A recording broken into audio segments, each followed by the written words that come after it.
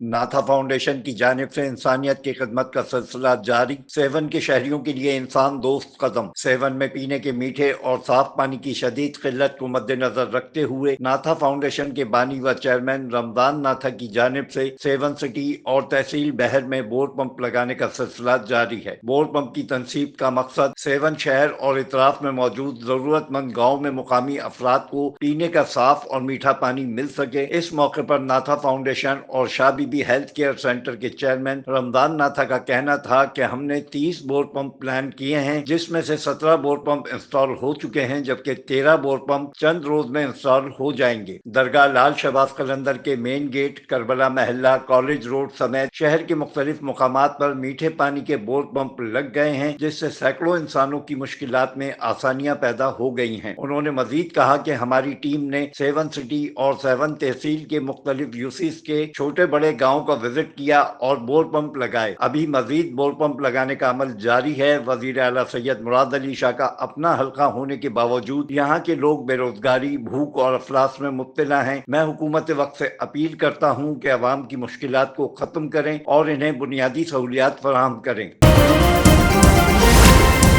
Z110 news, खबर की असल खबर।